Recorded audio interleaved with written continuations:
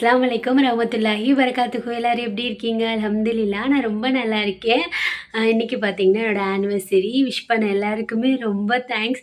நெறைய விஷ் பண்ணியிருந்தீங்க அல்ஹம்துலில்லாஹ். போன இயரை விட இந்த இயர் பார்த்தீங்கன்னா, நெறைய பேருக்கு என்னையும் தெரியுது. நெறைய பேர் விஷும் பண்ணியிருந்தீங்க. மெசேஜில் உங்களுக்கு எல்லாருக்குமே ரிப்ளை பண்ண முடியலையா? ஏன்னா சொன்ன மாதிரி நம்ம வீட்ல நம்ம ஸ்பெஷல் கெஸ்ட் இருக்காங்க. அதனால நாங்க எங்கேயும் வெளியவும் போகல.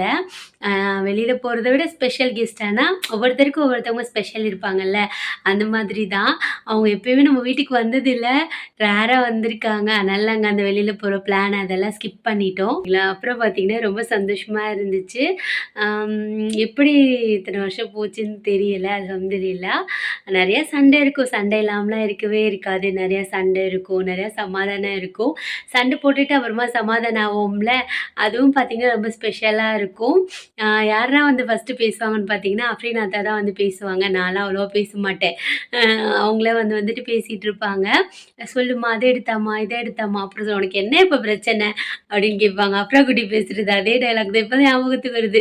யார்கிட்ட இருந்துட்டு அதெல்லாம் கத்துக்கிறேன்னு பார்த்தா, அப்படிதான் வந்திருக்கும் போல இருக்கு. "உனக்கு என்ன இப்ப பிரச்சனைன்னு?" கேட்பாங்க. எனக்கும் சிரிப்பு வந்துரும். நெறைய பெரிய பெரிய சண்டைலாம் வரும். பட் வந்துட்டு அவங்களாம் வந்து பேசும்போது நானும் கண்ட்ரோலா இருக்கணும், கண்ட்ரோலா இருக்கணும் அப்படி இருப்பேன். பட் வந்துட்டு கண்ட்ரோலாவும் இருக்க முடியாது. சிரிப்பு வந்துரும். அ என்ன சொல்றது? அவங்க ஃபேஸ டைரக்ட்டா பார்த்தாலுமே ஒரு மாதிரி சிரிப்பு வந்துரும். அப்படியே போயிடுச்சு. அவ்வளோதான். அஃப்ரீன் அத்தாக்கு பார்த்தீங்கன்னா, நான் எந்த கிஃப்ட்டுமே வாங்கவே இல்ல. அவங்ககிட்ட கொஞ்சம் திங்ஸ் எல்லாம் இல்லவே இல்ல. "வாங்குங்க, வாங்குங்கன்னா" "இல்ல, இல்ல பார்த்துக்கலாம். பையன் வாங்கிக்கலாம்" அப்படின்னு சொல்றாங்க. சரி அவங்களுக்கு யூஸ்ஃபுல்லா இருக்கிற மாதிரி, அவங்க யூஸ் பண்ற மாதிரி திங்ஸ் வாங்கி குடுத்துடலான்னு சொல்லிட்டு, இப்ப கடைக்கு கூட்டிட்டு போவேன் அவங்கள. அப்படியே வீடியோ எடுக்கிறேன். அஃப்ரா குட்டி, அஃப்ரீன் அம்மா பார்த்தீங்கன்னா, அவங்களும் ஸ்விக்கி டெலிவரி பண்ண போயிருக்காங்க. அவங்க அத்தா வந்தாங்களா, அவங்களோடயே போயிட்டாங்க. 2 ஆர்டர் இருக்கு. அத நான் முடிச்சுட்டு வந்துடுறேன். காலையிலேயே வேலைக்கு போயிட்டாங்க எப்பயும் போல. முடிச்சுட்டு வந்துடுறேன். அப்புறமா நம்ம வந்துட்டு போலாம். வெளியில போலான்னு சொல்லி வச்சிருக்கேன். அவங்களுக்கு திங்ஸ் எல்லாம் வாங்கி குடுப்பேன்னு சொல்லல. ஆனா போகும்போது சொல்லிருவேன். ஏதாவது யூஸ்ஃபுல்லா குடுக்குறதா இருக்கணும்ல கிஃப்ட். ஆல்ரெடி சொன்ன மாதிரி, அவங்க வந்துட்டு பீரோல வைக்கிற மாதிரியோ, இல்ல சூட்கேஸ்ல வைக்கிற மாதிரியோ குடுக்கக்கூடாது. என்ன பொறுத்தவரைக்கும் அப்படிதான். அஃபீன் அத்தாவுமே அப்படிதான் திங்க் பண்ணுவாங்க. எனக்கு யூஸ்ஃபுல்லா இருக்கிற மாதிரி தான் அவங்க கிஃப்ட் குடுப்பாங்க. நானும் பார்த்தீங்கன்னா, அவங்களுக்கு யூஸ்ஃபுல்லா இருக்கிற மாதிரி தான் கிஃப்ட் குடுக்கணும்னு சொல்லிட்டு யோசிச்சுட்டுருக்கேன். அவங்களுக்கு கொஞ்சம் ட்ராக்கு அவங்க ஒர்க்குக்கு போறனால, கொஞ்சம் ட்ராக்ஸ் அதெல்லாம் தேவைப்படுதா அது. அப்புறம் கால் வலி வந்துருச்சு. ஏன்னா ஸ்டெப்ஸ்ல நெறைய ஏறி ஏறி வந்துட்டு, கால் ரொம்ப வீங்கிருது, வலிக்குதா, அதுக்கு பெல்ட் எல்லாம் வாங்க வேண்டியது இருக்கு. கொஞ்சம் கிரிப்பா இருக்கும்ல. அதனால அந்த மாதிரி அவங்களுக்கு யூஸ்ஃபுல்லா இருக்கிற திங்ஸ் தான் வாங்குறேன். நான் என்னென்ன வாங்குறேன்னு உங்ககிட்ட சொல்றேன். அதான் பார்த்தீங்கன்னா என்னோட கிஃப்ட்டு. அவ்வளோதான் என்னால சேவ் பண்ண முடிஞ்சுச்சு. அத வச்சு நான் அவங்களுக்கு கிஃப்ட் வாங்கி குடுக்க போறேன். வேற ஸ்பெஷல்னு பார்த்தீங்கன்னா, எதுவும் இல்ல அவ்வளதான். புது ட்ரெஸ் போடுறது, அந்த மாதிரிலாம் ரொம்ப ரேரு. போன இயர் பார்த்தீங்கன்னா, அஃப்ரீன் அத்தா எங்க 4 பேருக்கும் ஒரே மாரி ட்ரெஸ் வாங்கி குடுத்தாங்க. அதான் பார்த்தீங்கன்னா, அவங்களோட கிஃப்ட்டு. அத போட்டுட்டு இருந்தோம். அப்புறம் நாங்க நம்ம செலிப்ரேட் பண்றத பார்த்தோம்னு வைங்களேன், பாப்பாக்கும் ஆசையா இருக்கும்ல. அதனால நாங்க அதெல்லாம் செலிப்ரேட் பண்றதில்ல. எங்கேயாச்சும் வெளியில போயிட்டு வந்துருவோம் அவ்வளதான். ஆம் என்ன பர்த்டேக்கே அஃப்ரீன் அத்தா கேக் கட் பண்ணும்போது நான் திட்டுவேன். எனக்கு கட் பண்ணாதீங்க. பாப்பாலாம் ஆசைப்படுவாங்கல்ல. ஆனா அஃபீனம்மாக்கும் கட் பண்ணதில்ல. இவ்வளோ இயர்ஸ் கழிச்சு அவ பெரிய பிள்ளை ஆனதுக்கப்புறம் தான் நான் கட் பண்ணியிருக்கேனே. ஒரு 4 வயசு இருக்கும்போது கட் பண்ணேன். ஃபர்ஸ்ட் பர்த்டே அப்பலாம் நான் கட் பண்ண மாட்டேன். ஆ சாப்பாடு வாங்கி குடுத்துருவேன் எல்லாருக்குமே. அஃப்ரா குட்டிக்குமே அப்படிதான். நானே சும்மா சரி அஃப்ரீனுக்கு நம்ம கட் பண்ணோமே, அஃப்ரா குட்டி வளர்ந்து கேட்டாலும் கேட்பாளேன்னு சொல்லிட்டு, நானே வீட்ல செஞ்சுட்டு, சும்மா கட் பண்ணிட்டு நாங்களே சாப்பிட்டுக்கிட்டோம். நாங்க 3 பேர் 4 பேர் மட்டும் வீட்லயே கட் பண்ணிட்டு சாப்பிட்டுட்டோம். ஆ அப்புறம் அஃப்ரீன் அம்மாக்கு இந்த வருஷம் நாங்க எந்த கிஃப்ட்டும் வாங்கலல்ல. அப்புறமா தான் அவ சேர்த்து வச்சிருந்த காசுல கம்மல் வாங்குனோம். உங்களுக்கே தெரியும் வீடியோ பார்த்துருந்தீங்கன்னா, கை வலிக்குது கையில பிடிச்சிட்டு பேசுறது. ஆ அவளுக்கு கம்மல் வாங்கி குடுத்தோம். சரி ஏன்னா நம்ம வீடு ஷிஃப்ட் பண்றது, அது எல்லாமே பார்த்தீங்கன்னா, கரெக்ட்டா அவ பர்த்டே அப்போ வந்துருச்சு. சரி பிள்ளைய வந்துட்டு வெக்ஸ் ஆயிறக்கூடாதுன்னு சொல்லிட்டு தான், அவங்க அத்தா கேக் வாங்கிட்டு வந்து கட் பண்ணாங்க. அவளுக்கு வந்துட்டு அந்த கேக் கட் பண்றதுல அவ்வளோ ஒரு ஹாப்பினஸ்ஸு. சரி அவ சந்தோஷப்படுறாள்ல, அதனால வந்துட்டு கட் பண்ணிட்டு, சாப்பாடு வாங்கி குடுத்துட்டேன். அவ்வளோதான். அவளோட பர்த்டே அவ்வளோதான். நெக்ஸ்ட் அஃப்ரா குட்டிக்கும் அப்படிதான். சாப்பாடு மட்டும் வாங்கி குடுத்துருவேன் எல்லாருக்கும். அவ்வளோதான். வேற எதுவும் இல்ல. இன்னைக்கு டே எப்படி போச்சுன்னா, அல்ஹம்துலில்லாஹ் நல்லபடியா போச்சு. அஃப்ரீன் வந்தவுடனே இப்ப நம்ம கடைக்கு கிளம்ப வேண்டியது தான். கடைக்கு கிளம்பிட்டு சட்டுன்னு வந்துடணும். ஏன்னா வீட்டுக்கு வந்துருவாங்கல்ல, வெளில போயிட்டு வரவங்க வரும்போது கதவு மூடிருந்துச்சுன்னா சங்கடமா இருக்கும்ல. அதனால தான். ஆம் வேற ஒண்ணும் இல்ல. எனக்கு விஷ் பண்ண எல்லாருக்குமே ரொம்ப தேங்க்ஸ். ரொம்ப ஹேப்பியா இருந்துச்சு. ரொம்ப சந்தோஷமா இருந்துச்சு. எல்லாரும் எனக்காக துவா பண்றீங்க. அல்ஹம்துலில்லாஹ். அஃப்ரா குட்டிக்கு துவா பண்ணிக்கோங்க. அஃப்ரீன் அம்மாவுக்கு துவா பண்ணிக்கோங்க. அவங்களோட படிப்பு, ஃப்யூச்சர் எல்லாமே நல்லபடியா இருக்கணும்னு துவா பண்ணிக்கோங்க. நல்லா சேஃப்டியா, செக்யூரா வளரணும்னு சொல்லிட்டு துவா பண்ணிக்கிடுவோம். அவ்வளோதான். ரொம்ப சந்தோஷம். நீங்க எல்லாரும் எனக்கு விஷ் பண்ணதுக்கு. அல்ஹம்துலில்லாஹ். அவ்வளோதான். அப்புறம் இப்ப நம்ம வந்துட்டு கடைக்கு போக வேண்டிய வேலைய பார்ப்போம். இன்னைக்கு நான் குக் பண்ண வீடியோ அந்த மாதிரி எந்த வீடியோவும் எடுக்கல. எப்பயும் போல இந்த நைட்டி தான். நம்மளோட ஃபேவரட். சுடிதார் மாரியே இருக்கிறதுனால கொஞ்சம் 3/4 இருக்கிறதுனால இதே நான் வந்துட்டு வியர் பண்ணிக்கிருவேன். கொஞ்சம் கம்ஃபர்டபுளா இருக்குமா, வீடியோ எடுக்கிறதுக்கும் கம்ஃபர்டபுளா இருக்கும். அதனால தான். இங்க நெய் சோறு வச்சிருக்கேன். இங்க கறியானம் வச்சிருக்கேன். அவ்வளோதான். இங்க நெய் சோறு இருக்கு. சாரி, இங்க கறியானம் இருக்கு. இங்க நெய் சோறு வச்சிருக்கேன். கிச்சன் எல்லாமே கிளீனிங் ஒர்க் எல்லாம் முடிஞ்சிருச்சு. எப்பயும் போல தான் கிளீனிங் ஒர்க் எல்லாம் முடிஞ்சிருச்சு. நம்ம ஃபேவரட் பாக்ஸ் கிட்ட நின்று ஒரு வீடியோ எடுத்து போடுவோம். பார்க்குறவங்க பார்க்கட்டும். இப்போலாம் பார்த்தீங்கன்னா, நம்மளுக்கே சும்மாவே வியூஸ் போகாதுல்ல. இப்போ இப்போ பார்த்தீங்கன்னா, சுத்தம் வியூஸே போறதில்ல. ஒரு 1000 வியூஸ் வரதுக்கே நானே அப்பப்போ போய் செக் பண்ணுவேன். என்னடா இது அவ்வளோதானா முடிச்சு விட்டாங்களா? அப்படின்னு சொல்லிட்டு இருக்கு. சரி பார்க்குறவங்க பார்க்கட்டும்னு சொல்லிட்டு விட்டுடுறது. வீடெல்லாம் க்ளீன் பண்ணியாச்சு. எப்பயும் போல தான். இருங்க அப்படியே காமிக்கிறேன் நம்ம வீட. பெட் கவரெல்லாம் இன்றைக்கி வாஷ் பண்ணி போட்டிருக்கேன். ஏன்னா சாட்டர்டே சண்டே இல்ல. வாஷ் பண்ணிவிட்டு ஒட்டரை அடிக்கிறது அந்த மாதிரி வேலையெல்லாம் முடிச்சுட்டேன். ரூம் க்ளீனாக இருக்கா. இங்கிட்டு ஹாலும் பார்த்தீங்கன்னா க்ளீனாக தான் இருக்குது. மேடம் பனியனை ஊற்றி போட்டு போயிருக்காங்க. தூங்குறனால ஊஞ்சலை கழட்டி இங்கிட்டு வச்சுருக்கேன். மாமாவும் அக்காவும் இங்கே தான் தூங்குறாங்க. அதனால் ரூமில் படுக்க மாட்டேங்கிறாங்க. அதனால் இங்கே ஊஞ்சலை கழட்டி வச்சுருக்கேன். அவங்களுக்கு கொஞ்சம் டிஸ்டர்பாக இருக்கும்ல. அதனால் துணி வந்துட்டு நேற்று துவைச்ச துணி காய போட்டிருக்கேன். இன்றைக்கி துவைச்ச துணி அங்கிட்டு இருக்காக. ஏன்னா இன்றைக்கி 2 டேஸாக சென்னையில் நல்லா மழை பெஞ்சிட்ருக்கு. இது காயட்டும். காஞ்சதுக்கப்புறமா நம்ம அதை எடுத்து போட்டுக்கிடலாம். நம்ம ஹால் பார்த்திங்கன்னா இப்படி தான் இருக்குது. இப்படி தான் இருக்குது. மாப்பெல்லாம் போட்டு முடித்தாச்சு. சிக்கன் குழம்பு இதாக இருக்குது. நம்ம அம்மா மசாலா இருக்குல்ல, அதை வச்சு சிக்கன் குழம்பு வச்சுட்டு சூப்பராக நெய் சோறு வச்சுருந்தேன். ரெண்டோட காம்பினேஷனும் பார்த்தீங்கன்னா சூப்பராக இருக்கும். நெய் சோறு, தால்ச்சா, மிளகு கறி அது சூப்பராக இருக்கும். இல்லைன்னா நெய் சோறு, கறியானம் இருக்கும்ல, ரொம்ப தண்ணியாக வைக்காமல் பெரட்னாப்பில் வச்சு சாப்பிட்டோன்னு வைங்களேன், செம்மையாக இருக்கும். அப்புறம் மேரேஜ் லைஃப்பில் பார்த்தீங்கன்னா, என்னோடய லைஃப்பில் நான் எனக்கு தெரிஞ்சதை நான் சொல்கிறேன், ஓகேவா? ஒரு பொசிஷனில் நின்றுக்குருவோம் நம்ம. சும்மா ஃபன்னு. மேரேஜ் லைஃப்பில் பார்த்தீங்கன்னா, நிறைய ஸ்ட்ரகிள் இருக்கும். எல்லாருக்குமே இருக்கும்.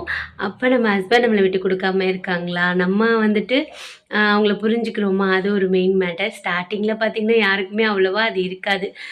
மேபி லவ் மேரேஜ் பண்ணி ரொம்ப புரிஞ்சு கல்யாணம் பண்ணால் இருக்கலாம். பட் சொல்கிறேன், நிறைய ப்ராப்ளம் இருக்கும். அதெல்லாம் தாண்டி தான் வந்துட்டு வரணும்ல. நம்ம ஃபஸ்ட்டு ஸ்டார்டிங்கில் அவங்க வீட்டுக்கு போனோடனே நமக்கு கொஞ்சம் டிஃப்ரெண்ட்டாக இருக்கும்.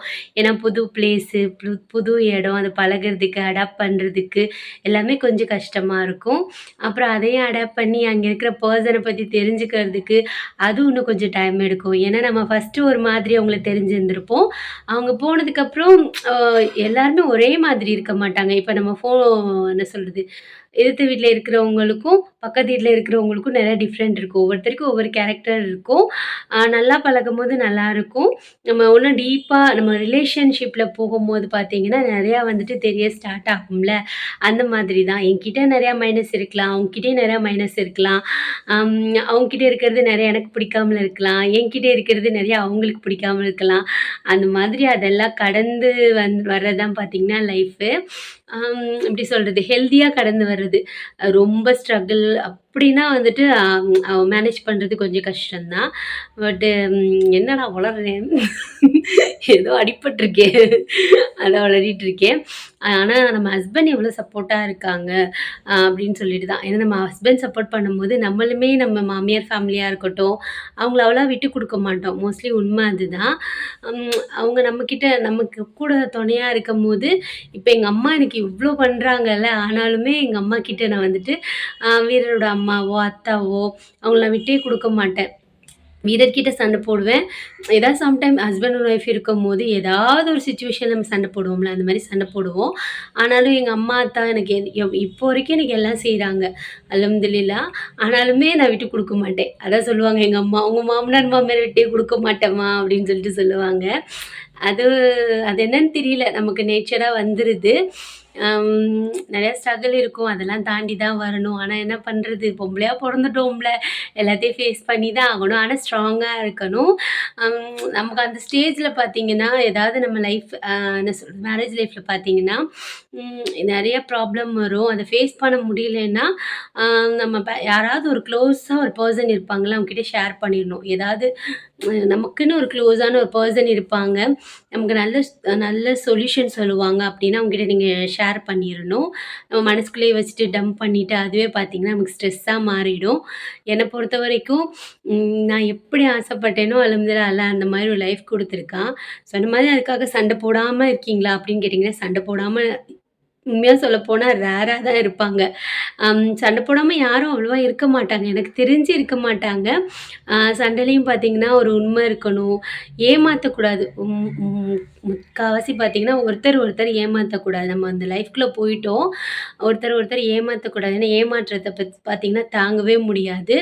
அப்புறம் வந்துட்டு பொய் சொல்லக்கூடாது. ரொம்ப பொய் அதெல்லாம் இருக்கக்கூடாது. நம்ம ரிலேஷன்ஷிப்ல அது தெரிய வரும்போது பார்த்தீங்க இந்த இந்த பெர்சன் சொல்ல மாட்டாங்க. வேற ஏதாவது ஒரு பெர்சன் சொல்லும்போது, நமக்கு எவ்ளோ வலிக்கும் தெரியுமா? அந்த மாதிரி ஒரு இது இருக்கக்கூடாது. அப்படின்னு நான் சொல்றேன். என்னோட லைஃப்ப வச்சு நான் சொல்றேன். அப்புறம் பார்த்தீங்கன்னா, ம் அஃப்ரீன் ஒருத்தர் சொல்லியிருக்கேன்ல, ரூ. 1 கூட என்னைய கேட்காம எடுக்க மாட்டாங்க. அப்படின்னு சொல்லியிருக்கேன்ல, அந்த மாதிரி எனக்கு பிடிச்சிருக்கு அது. என்கிட்ட கேட்காம என்னோட அவங்களுக்கு தேவை இருக்கும். கேட்டு எடுப்பாங்க. அது வந்துட்டு எனக்கு பிடிக்கும். இது இந்த நமக்கு தெரியாம எடுத்துட்டு போறது, அந்த மாதிரி ஒரு பழக்கம் இல்லவே இல்ல. அப்புறம் வந்துட்டு என்னையும் நல்லா பார்த்துக்கிறாங்க. அல்ஹம்துலில்லாஹ் என்ன நல்லா வச்சுக்கணும்னு நெனைக்கிற மனசு இருக்கு. அல்லாஹ் தகுந்த மாதிரி பரக்கத் குடுப்பான். நம்ம ஒய்ஃப ஹேப்பியா வச்சுக்கிட்டா நமக்கு அல்லாஹ் பரக்கத் குடுப்பான்னு சொல்லிட்டு ஒரு தாட் அவங்ககிட்ட இருக்கு. அவள எங்க அம்மா, அத்தா கிட்ட வாங்கக்கூடாதுன்ற எண்ணம் இருக்கு அவங்களுக்கு.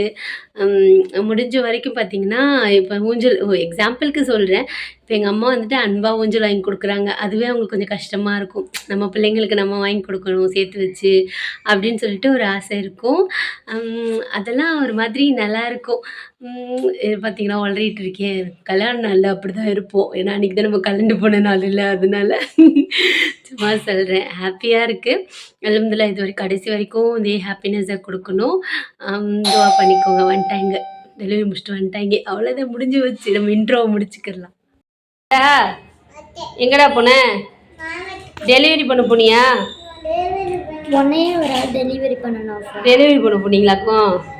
கொஞ்ச நேரம் ஓட்டினதுக்கே உனக்கு என்ன செய்யுது? கொஞ்ச நேரம் உட்காந்துருக்கே மட்டும் வலிக்குது. அப்ப எவ்வளோ நேரம் ஆடிருக்காங்க. அப்ப அவங்களுக்குலாம் ஆமாம் வலிக்கு தான் செய்யும்.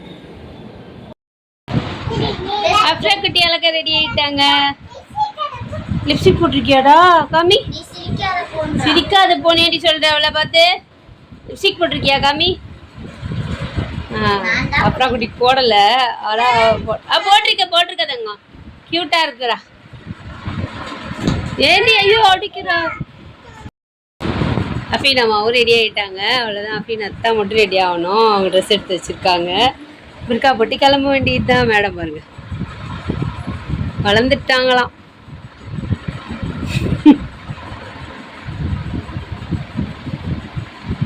இப்போ சரி போடு.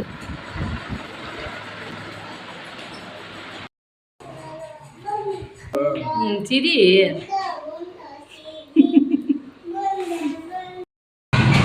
இருக்குல்ல.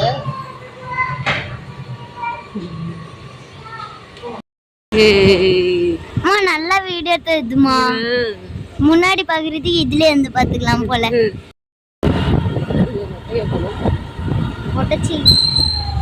கொட்டை அங்க பாரு.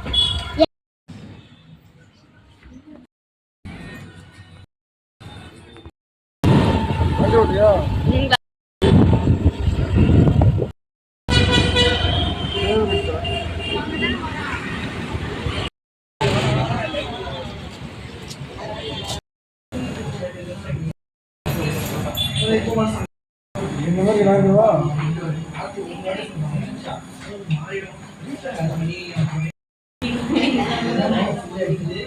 சரி தொடங்க வீடா இல்லைஞ்சிருச்சா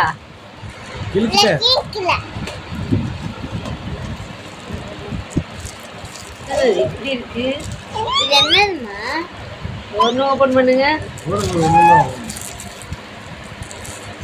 இது என்னன்னா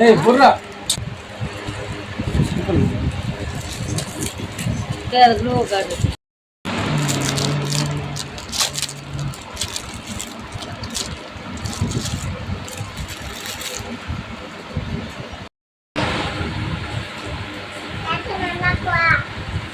எனக்கு அண்ணா டிரான்ஸ்பரண்டா இருக்குதா?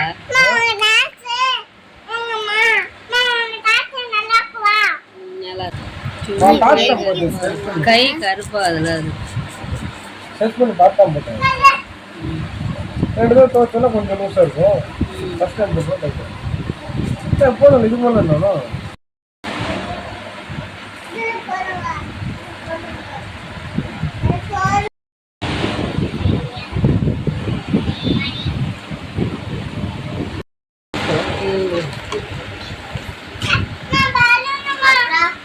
காலைடா ஃபில்மா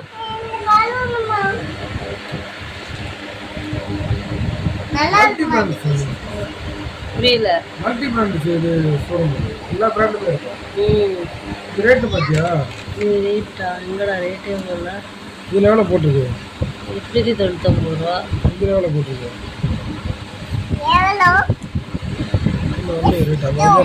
இது எனக்கு தாங்கம்மா. ஆமா அதான் ரேட்டு.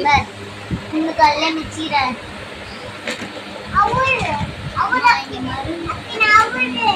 இந்த போட்டு இது எவ்வளோ ரேட்டு? 3000 ரூபா போட்டுருக்கு. ஈவென்ட் கேசி ஒரிஜினல் பிராண்டு.